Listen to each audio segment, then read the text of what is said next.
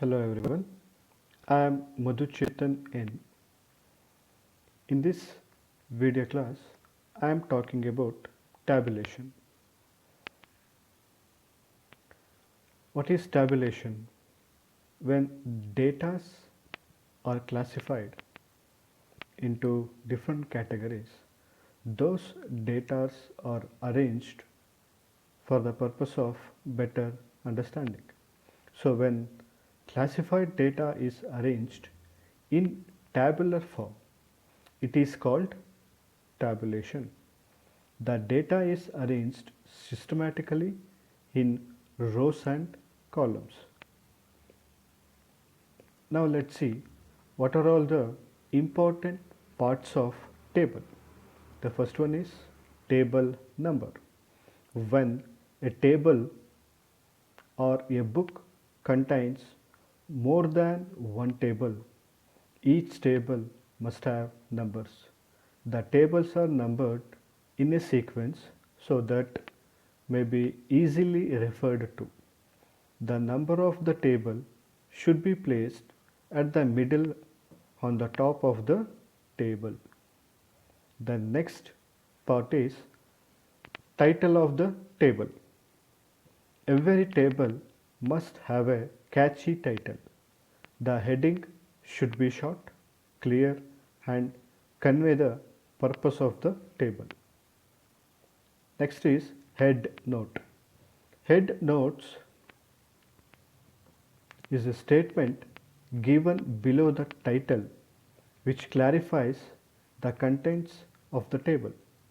It gives an explanation concerning the entire table or main parts of it. For example, the units of measurement are usually expressed in a head note such as in hectares, in millions, in rupees, etc. Now, moving to column headings or caption. Caption refers to the vertical columns or headings. The next part is row heading or stubs. Stubs refers to the horizontal rows heading.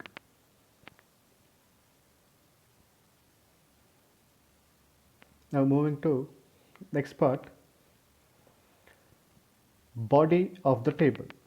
The body of the table contains the figures that are to be presented to the readers. Next, total. The table must contain subtotals, each separate class of data. Next is grand total. The tables must contain grand total for combined classes. The next is footnote. If there is any special about the figures or the whole table to which the attention has to be specially drawn, the same may be done by giving the footnote. Footnotes are identified by different symbols just like etc., plus, minus, equals, at the rate, etc. The next part is source. The source is given in case of secondary data. It gives the source from which the data were obtained. The source should give the name of the book, page number, table number, etc. from which the data have been collected. Now moving to rules for construction of a table. The first rule for constructing a table is each table should be assigned for each identification and refers in future. The second rule is each table must be given a title. The next rule is each table must possess headings and subheadings for rows and columns. Next rule is the units of measurement must be mentioned.